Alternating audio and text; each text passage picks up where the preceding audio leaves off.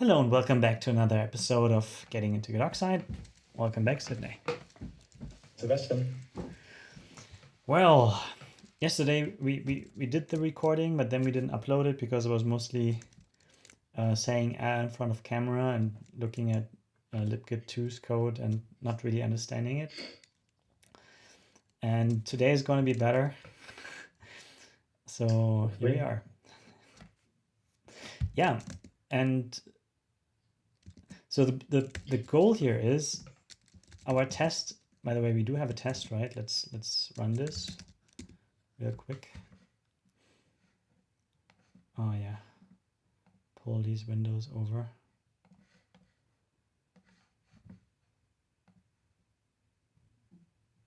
And it's still hidden. But our test case, what was it? Effectively has @c5 as a name and the respective commit ID. Mm-hmm. And then we would expect a certain describe location that is 3 commits away. And counting that basically means we count from the top and count every line here. 1, 2, 3, until we've reached this without actually counting lines, which we could. Under that, we could run git rev list and then do some parsing of strings. And I don't know, we could probably do it like this too. But we will do some actual calculation here and see how well that works. But I think it will. Somehow. Yeah, we'll get there. We'll get there eventually. And something I thought when seeing this is, look, by the way, here. Oh yeah, right. Presentation mode. That's probably something. Something I thought when seeing this is that I want to try something new here, because we have a module describe, but then that contains, you know, the error for describe and whatnot and the describe outcome. But I would like it to contain the function as well. But I don't want it to officially contain the function. I want the function to officially seem like it lives here on the top level. But I want to put it into a module so that it's not cluttering the top level. You see what I mean? I want it elsewhere. I think so. But when I use cargo doc, I would like it to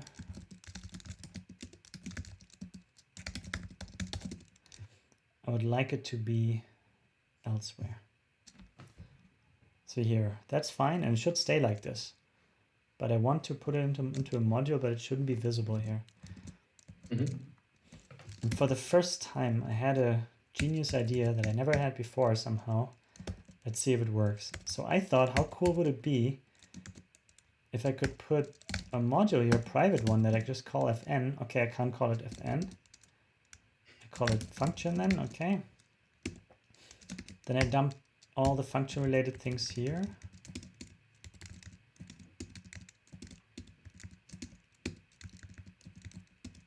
Oh, and I hear the fans pretty loudly now, which is new. So, the Git test suite in the background seems to be doing that. Oh yeah. Amazing. It's not all of these automatic imports. Yeah. It's not that, even though it could. But yeah, usually. So I thought, now there's this private module here and the describe, and now I should be able to pull that back out of there. Pub use describe function describe. So that effectively re-exports what you're pulling in, what you're importing. Yes, Mm-hmm. that's the term. And if I make this pub crate, then I should be allowed to do that. And that compiles, but yeah, that's fair. So now that's a super outcome and a super error if I want to go this way. But I can probably also just put, let's see if that works. Use crate describe. Ah, no. Now it clashes. Okay, fine. then maybe it's unique enough to just call this outcome like this. And then there's a little bit less typing going on. Okay. And that works.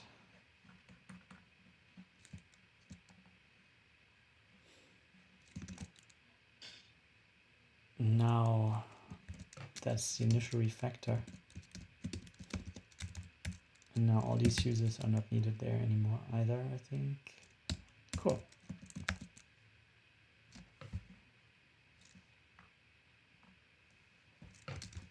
Yeah, that's an interesting import. Oh. It's coming from GitObject actually. A re-export of bstring in GitObject is something we now pull back.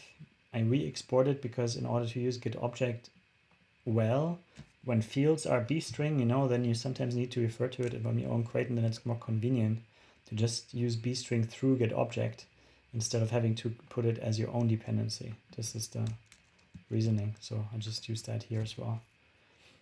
That's cool. Even though I always feel a bit guilty about it somehow, I think in these plumbing crates they should just have their own imports. But yeah, there's no disadvantage to doing that really. It's okay. I think none that I know of anyway. Okay, then I put this back because every commit I make should ideally build on CI, so I can push it. Oh. That's just a refactor. And now for the meat. Okay.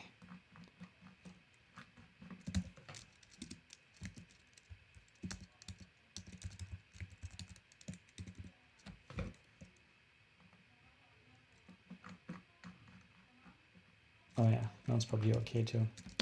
Should we put that out in its own module already? No, okay. Let's leave it here. That's good enough. As a module inside the same describe file is still pretty slim for later refactoring. Okay. Now the fun part. Actually search for it. That means we actually have to, traverse the tree. Traverse the tree. So for that, I think we use the same mechanism that I use everywhere to kind of abstract away the object finding. So the only thing we want to find here is commits.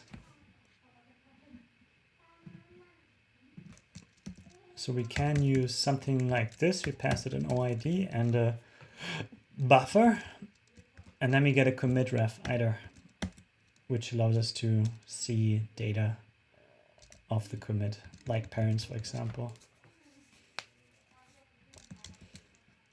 And yeah, I guess copy pasting this will do it, and that will scale nicely. This allows you to use any kind of object ID mechanism or whatever mechanism you want. And the only thing we say is that we provide the memory for that you continuously rewrite.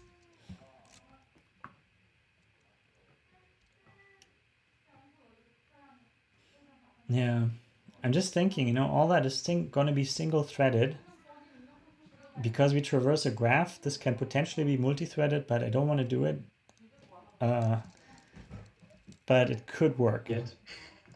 Not yet, no. When Git describe is one day too slow on some stuff, then maybe somebody steps up and does it, but of course we don't.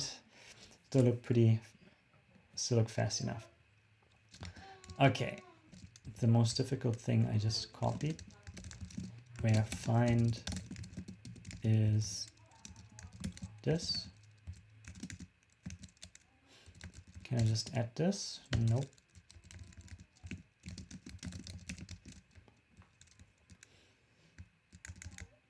And you see, this is quite useful to put functions even in their own modules, because that isolates the various users as well. Yeah, true. And I like to keep it, it kind of helps me somehow. It feels cleaner that way. Also do not import unnecessary. I mean, there's never unnecessary imports because you would see warnings, but it looks, I guess, less cluttered if you do that kind of modularization. It can get pretty modularization. big. Yeah. And usually I use the Rust Nightly Rust FMT, which allows you to nicely combine this, you know, like have these, like just combine these two into one, for example, and combine this into one using syntax like this. I don't do this by hand at all, but usually I run make FMT at some point here, and this runs it automatically and does this for everything. So just occasionally I clean that up, so to say. But these days I'm too afraid because there's so many PRs out there that I don't want to create any conflicts later. So I'm hesitant. I will do it on main one day, but I still kind of am hesitant. That's also something that you only get when you have PRs, when you have a PR-based workflow with branches and so on, because then you think, should I do that refactoring now? Or will that cause a conflict that I don't want to deal with? And most people don't do refactorings, at least not widespread, you know, because they're too afraid. And now I already see that because this make FMT usually is widespread. And the longer you wait, the more wide it spreads. So it doesn't get better over time. But previously, when I was not using PRs, I was doing that at any time, and it was fine. Because if there were PRs, so you could force the formatting before it's being merged, basically, and then you can probably make sure that it just those problems don't come as often. Yes, if everything on main would then be formatted correctly, yeah? Like once you get there, that one day main is formatted, and then you keep it like this with every PR, and you kind of enforce it. I think then you're doing it well. Then you will succeed. But anyway, that's on another note. It's just interesting to see how your feeling changes just because your workflow changes. Okay, cool. Now we have find, and we probably want to also pass this along. Want to pass this along like this. And now we are able to do our traversal. And we need a queue. We need something we can push back and pop front. You know what that data structure is called in Is it a vectec? Was that the one? Yeah, it's a vectec.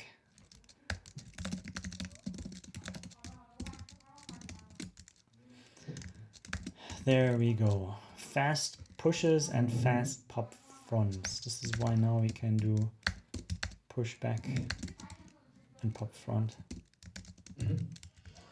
And that's the first part of the algorithm. Great. And then I think you have to put something on. That's the first thing. The starting point, right? You do, yeah, the starting point. And what would that be? Oh, we're passing in a commit ID, right? That is the starting, the starting commit. Yes.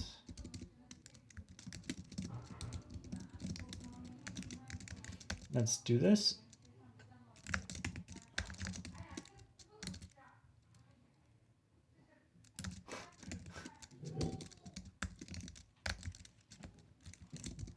Where's our, it's called commit.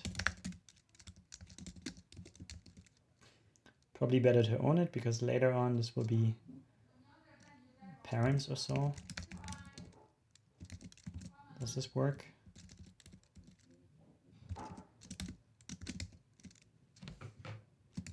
Yes. So that's me trying to not push push on top afterwards or something after I create that. Okay, so you have one line. Yes.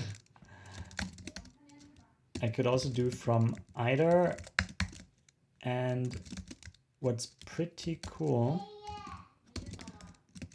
is that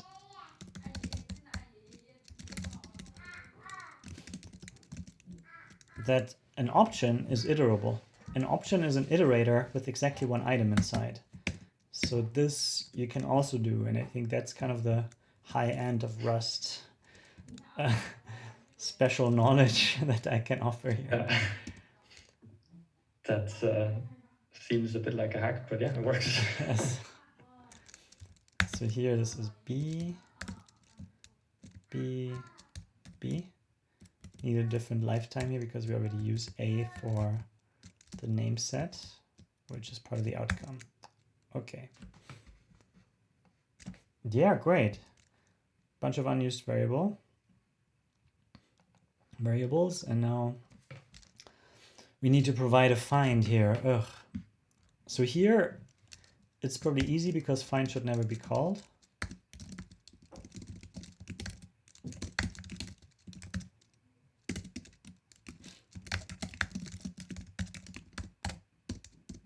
Okay. And the second one. Now we have to provide the real deal. And we already have a repo. That's cool. We have a repo where it matters. So implementing this should be relatively easy if the API is easy and intuitive, and that's what we got. That's what we probably can make sure of, even if it's not. Okay, we have an ID and we have a buffer. And then it's what? Repo. We can find objects here, but that doesn't need a buffer. So we reach down into the object database directly and then find commit iter. And that takes exactly an ID and a buff. And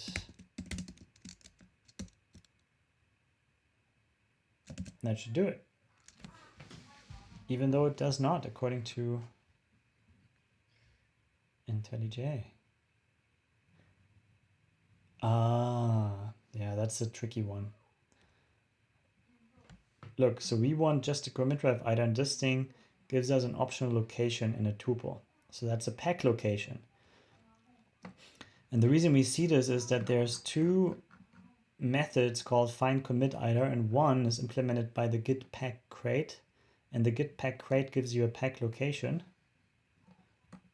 in its find extension trait.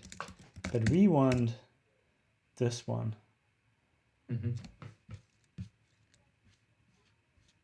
Same name, same trait name, different crate, different signatures. And that's probably, I mean, if IntelliJ really does that all the time, it's really going to be confusing for some people, including myself initially, even though I know what to do about it. But yeah, that's a bit naughty. So maybe renaming some function names or some method names would help there. Really something to consider, because I think that always happens. Okay. Yeah, make it a bit more specific. Yeah. Git repository ODB find x. What? Unresolved import. What? Git repository. Ah, yeah, right. Oh, I thought I had it. No. Isn't that something we have? Git repository. Yes, we do. Oh, ODB is not there because we want unstable features. Oh. Yes. So this is part of the public interface here. ODB, and that's just a re-export. And because the ODB crate isn't yet stable, it doesn't export it unless you set a feature toggle that exports unstable stuff as well. This is the idea. And this allows you to kind of gradually expose more and more of what is then a public and stable API. And yeah, I don't know if that's the best idea and if this really will work, but I thought it's better than just exposing everything. Having it there, yeah, definitely. So yeah, that compiles. And we're back to square one. Yeah, so that's cool. Now we can just, now we need the Git repository and we'll just traverse the graph. Something notable here is that we do not have errors. We currently ignore errors. We just say it's some or it's none. And this error would not be able to kind of deal with specific errors anyway right now. Not like this. And we can decide whether we want to provide a certain error type here that is returned instead, so that we can make it part of our error here, which we don't even know yet. Yeah. And for now, that would be easy, actually. And I would prefer to try to get into the habit of actually having these find methods return an actual error, because there's some places where it doesn't, and then it transforms it into an error anyway, but it says object not found, but there could be a legitimate error, and that's then squelched. And I thought maybe not to do that anymore, to just squelch real errors.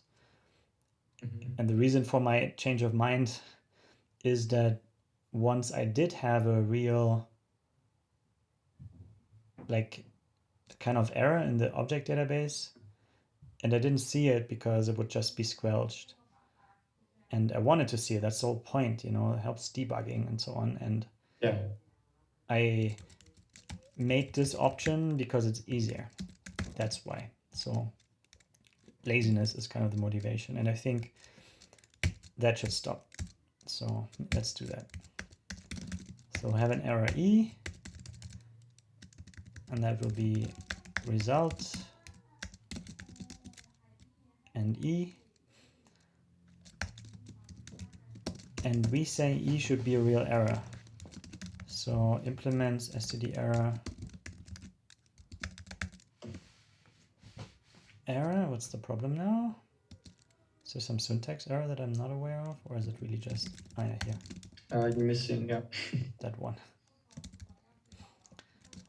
Plus send plus sync plus static. So that's the way you describe these errors so that they're most compatible. And that helps people that have you in a thread. So you might wonder why you don't need any bound here. But if you have this and people launch you in a thread, then they will have trouble with your error if you're not send and sync, because then you can't send over the thread boundaries and blah, and it's all getting a bit more difficult. So that's just being responsible. Yeah. This is easy to do in errors because most errors are self-contained, so they are usually send, sync, and static, and that's what they should be. That's also common. And we are that because we kind of we know these kind of errors there from other plumbing grades, so we have that under control so that we can handle that. Okay. And this error here, for now, we don't know anything else, so we can actually just do this. That's okay. No need for quick error just yet. Okay. Kill that. And now we should be able to just return this original. Oh.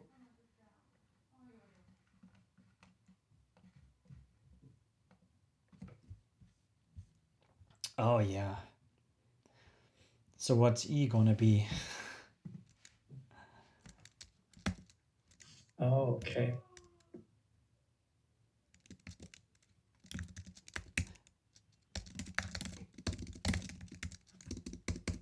So is a string an error? Is that a valid error?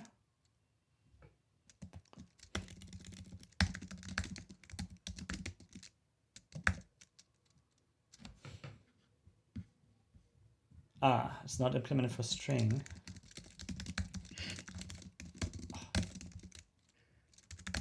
But I think it's implemented for an own string or something. There was something about that. I always kind of forget it. It's also not implemented for this one. Damn. Maybe then just a good old return code. Yeah. I mean, I think what I usually do then is, because there's only one nice error that you can just use from the standard library, and that's an stdio error.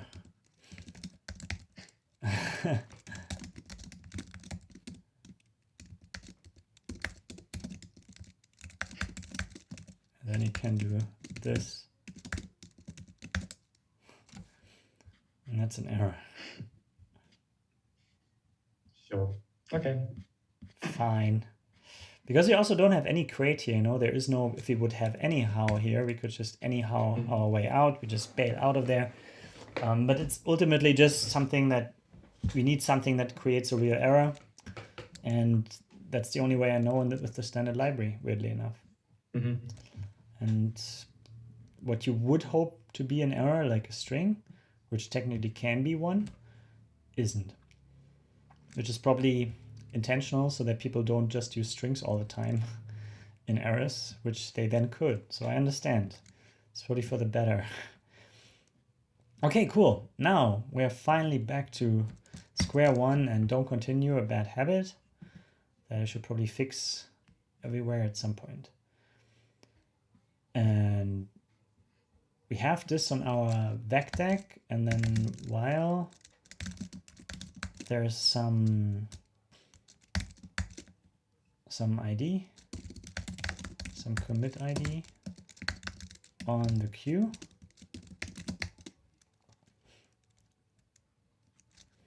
we can do some work.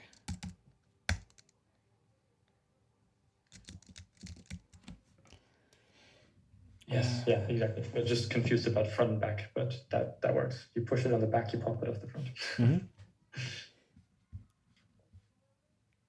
And I'm thinking this is something that can.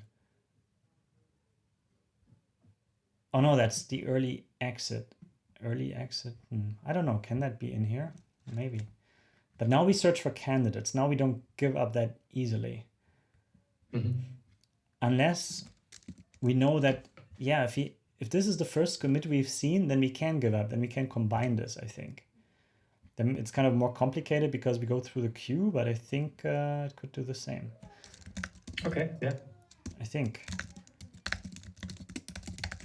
Seen commits. Is this. Now we have one. And at some point we would have to do some lookup here, I guess.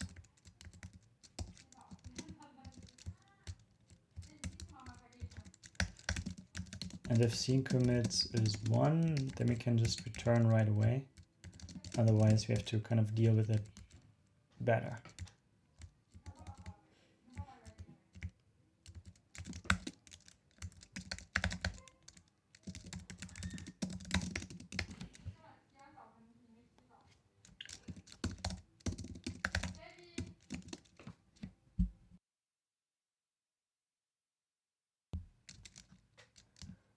I'm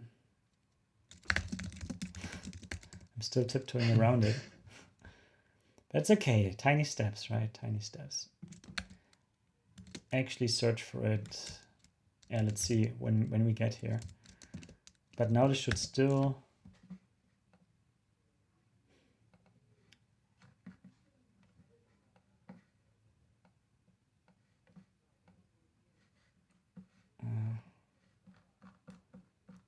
I mean, this one should still work here, huh? The first one. First one, yeah.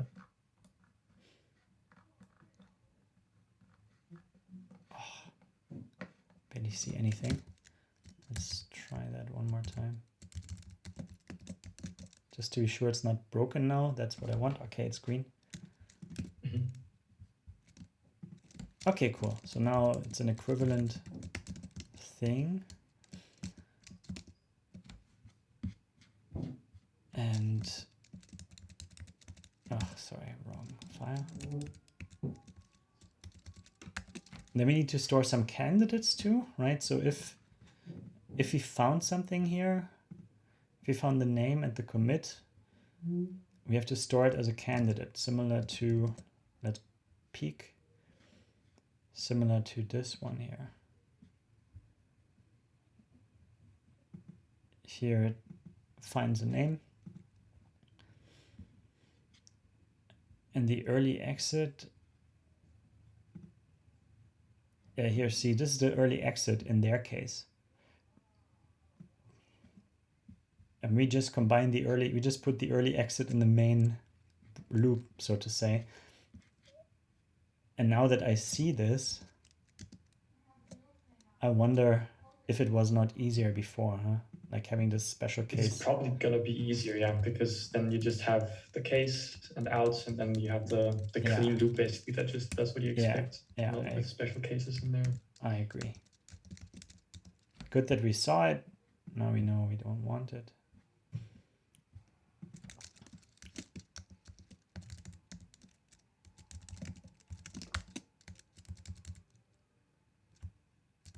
Okay. If let's some name, commit ID. Okay, but the same thing holds true. We do the lookup and see if the commit ID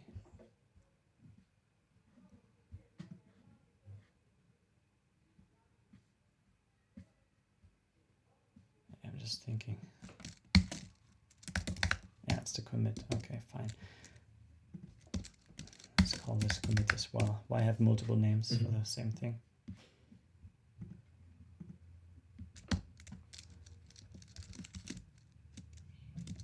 Okay, now the lookup. And candidates, right.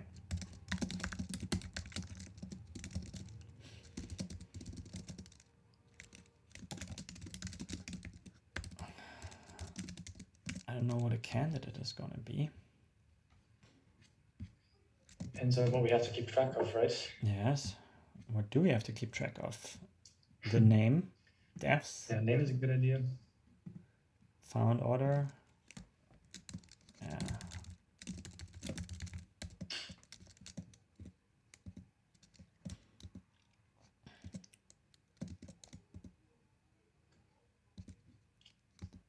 Why do I have?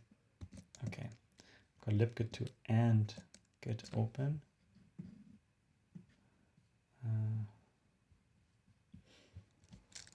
Yeah, let's define a candidate. I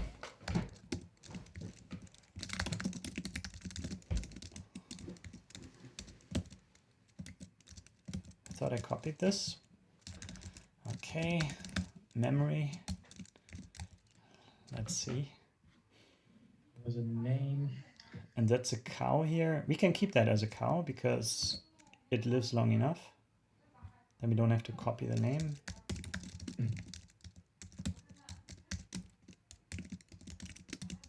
Okay, like this. Then flag within. So we can rename this. Name. Yes. Flag within, not so great. So this is supposed to say, oh, this flags if the commit is an ancestor of the parent, right? Flag within is the name within the flag of the object. So it's the bit name, so to say. It's the name in bits. And it's a single bit set here. It's the bit name to me. And it's always the same. It's just something identifying this particular candidate in terms of something that fits into a bit mask. And every tag has its own bit name as well as its own name. It's the identity. Yeah. Name the bit identity bit. That I like that. I like that. That's good. I like that more. Better than before, I hope. And then we have flag within. Sorry, found order. So that's just the order, I guess. Found order. Found order is not bad. Order, maybe. Yeah, we sort by it.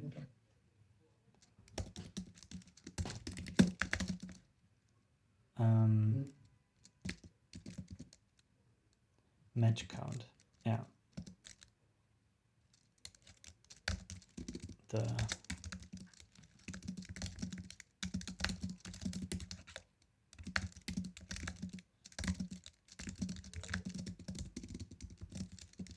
like that.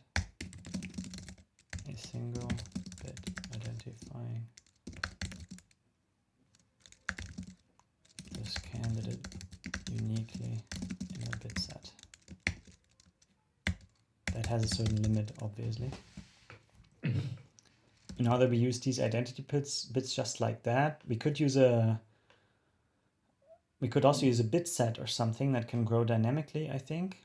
Then we could track any amount, but I would refrain from doing that for now until there's an actual need. Like if git is fine with 28 or 32 or whatever, then we can use 32 or 64 even, by the way. We've got U sizes here, so we can be a bit more flexible about this on a 64-bit system, and I think that will be enough. Think about it.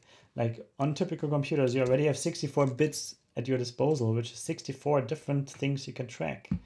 So that's pretty neat in a short footprint. And just 8 bytes, so that's pretty good there. Not shabby at all. And Git restricts itself to 32 or to 28 even, because it uses 4 bits for something else.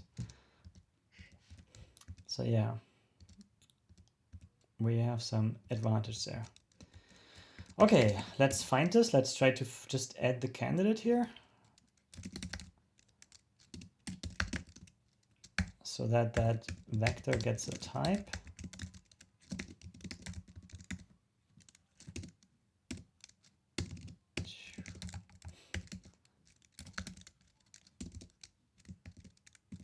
Name.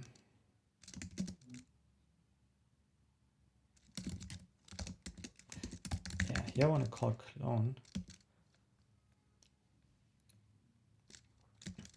Because with 2 owned, I'm afraid that the cow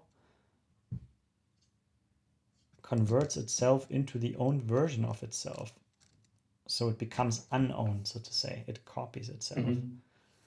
Whereas with clone, I know that it will copy its borrowed version if it is borrowed. Yeah. I do know that somewhere else, I think I did 2 owned in the same situation and didn't think of that, and now I do. So yeah, that's how changeable I am, depending on the day of the week. Okay, the depth is scene commits. Because scene commits, that's all the commits that came before the tag, so it definitely is unrelated. Like this tag is unrelated to, it's basically everything before in the future of the tag. This is why we count scene commits as the initial depth of the candidate. Yeah. And that makes sense. Like imagining it like lines by git ref list, then it kind of makes sense. Okay, that's what we've seen before. Might not be complete, but it's a start. Is there anything special to it? Scene commits -1. Okay. Just checking. They also increment it right away like us, and then they do -1. So it's 0 for the first one, which makes sense, right? Like if it's on top, if it would be on top, which it shouldn't be, then it's -1. And here we do +1, so that can't overflow. Safe, yeah. Oh, yeah. And here, match count. Yeah, look, match count, that's essentially the length of the vector. Pretty much, yeah. If we have a new candidate, this increments, and yeah, should be the length. Or it starts at 0, but here, look at that. Here it increments it. So that will be 1.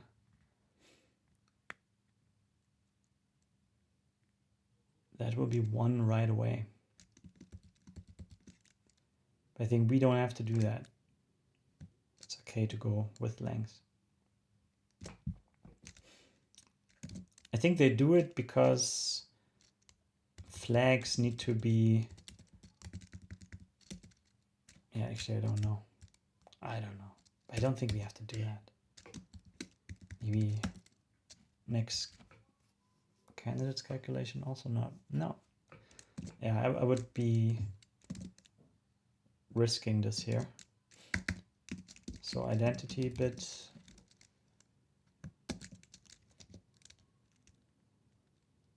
is 1 shift by 0. In this case, candidates lang and orders candidates lang. Okay, that's our first candidate.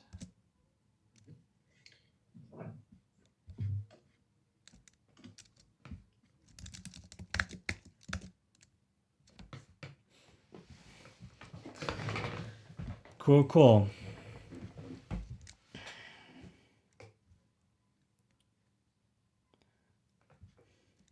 And what else is there? Yeah, it counts certain kinds of tags. Like if this is an annotated tag, then we count that separately. I don't think we have the need for this yet. But we do have the need for max candidates for sure.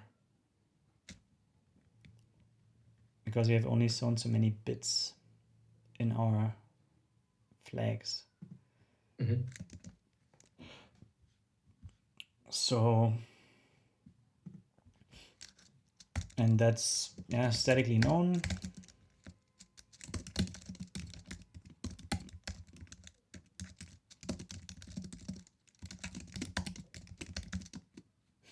So size of usize times 8.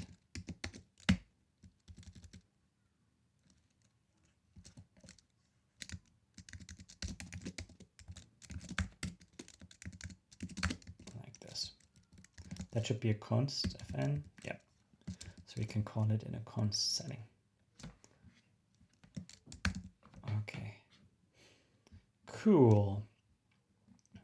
So we found one, and if candidates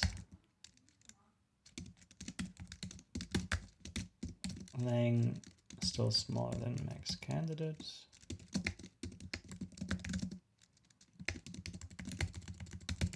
and we push it otherwise, what does it do?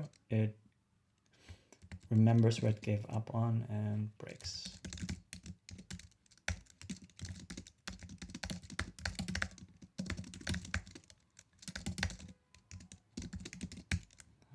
Okay.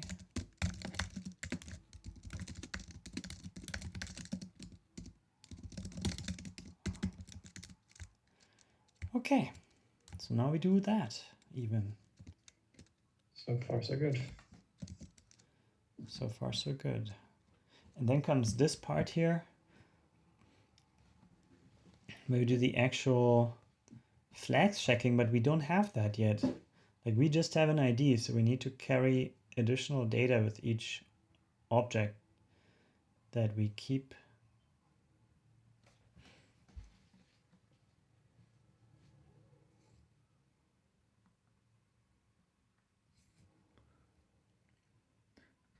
And yeah, that should be fine. You should only see any object once. This is why it has the scene map here. Or it marks them as seen. So it actually keeps a list of a lot of objects here somewhere, because it can remember. on the object itself, whether it was seen or not. So it keeps these in some map, I suppose. And it avoids to put them again. So we should keep track of the seen ones as well, so that we don't traverse things multiple times just because we reach them from multiple different branches. I think then we have the basic building blocks, plus we need some data associated with each ID so that we can pass that down, so to say. I think. Yeah, I think it should be fine. So let mud scene equals and hash.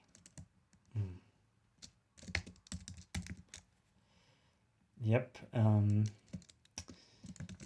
Hasher. No, not here. This one. So hasher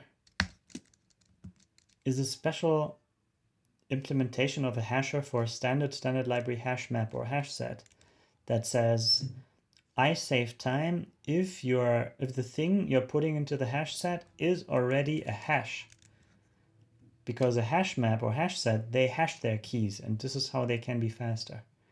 But in our case, our object ID is already a cryptographically strong hash, so no need to hash it again, something that is weaker, and this thing does that. And so you save some time, even though Rust hash maps, they work with 64-bit hashes, and it still does some computation, but it's still much faster than what otherwise would happen. So that's the fastest, and it's used already, and I use it anywhere because it's a small crate. No big deal. Hasher. And this is a bit of an optimization, but I'm happy to do it, and I'm happy to commit to this crate for now anyway. Maybe that's something that should rather be in Git features or something, but so that it's kind of more shared and more under control, but I think it's still relatively local and easy to fix if you have to. Yeah. At mud scene.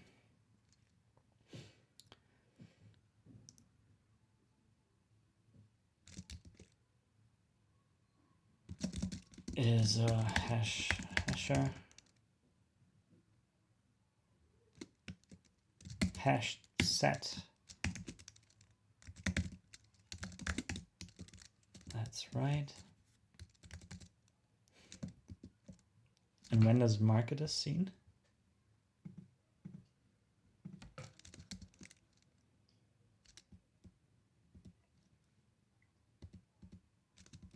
Interesting. It doesn't ever seem to be marking it as seen.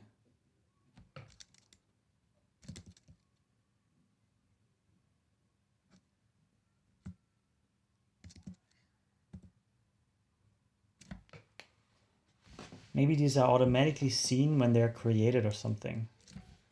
But yeah, maybe. And look at how interesting. Makes sense. Yeah, makes some sense, yeah. Here it marks it as seen once. That seems to be special, but then it's automatically seen somehow. Parse commit, maybe that sets it to seen. Yeah, it's interesting because parse commit is able to somehow reuse these objects, and it can automatically, I don't know, pull it out of some map in memory based on the ID, and thus maintain state, even though it might get parsed multiple times or something. I don't really even know how this really works, but it's all Git internal stuff. So yeah, anyway, we do it in a separate map, which usually is slower as well, because then yeah, it's not intrinsic anymore. And this is really a shortcoming, by the way, of Git Oxide's abstraction, because you can't easily attach data to objects. You have to kind of build your own data structures, which generally is fine. But yeah, they're just out of the box. Git has with its intrinsic flags and so on, it has an advantage. And so far, I'm definitely not up to the snuff to be as fast, because the hashed sets are just faster. Okay, then let's put it in. I guess right away, scene insert. Yeah, it should never be in there already. That's what we expect. Assert, yeah, it's just bool.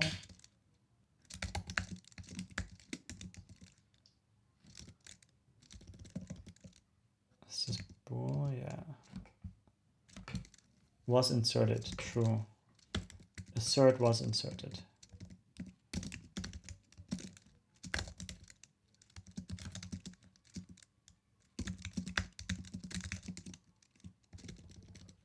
Okay. Now there is some protection. And that still compiles, amazing. Lots of warnings for unused stuff. But that's fair. Now peeking again. Yeah, right. So now there must be some upgrade to the way we store objects. But since we're already 15 minutes in, I'd say that went well. Upgrades happen some other day. Yes, the first half is kind of there. Yes. And there can't be too much. I mean, the rest of the stuff, I don't think that it's too hard. Like getting the parents and pushing them, transferring some data. Like we will know how to do that because we will define that data. That should all be very fine.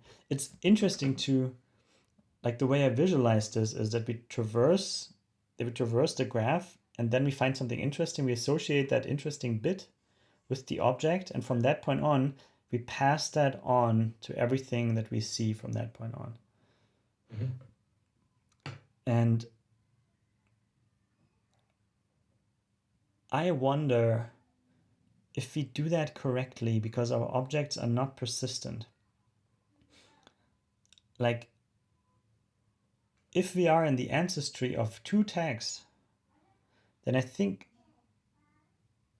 like, I don't know if we really do that, figure that out correctly, if our objects are not persistent like here. Because this object has flags, and they're maintained, these flags. Because even though we refuse to visit an ancestor multiple times,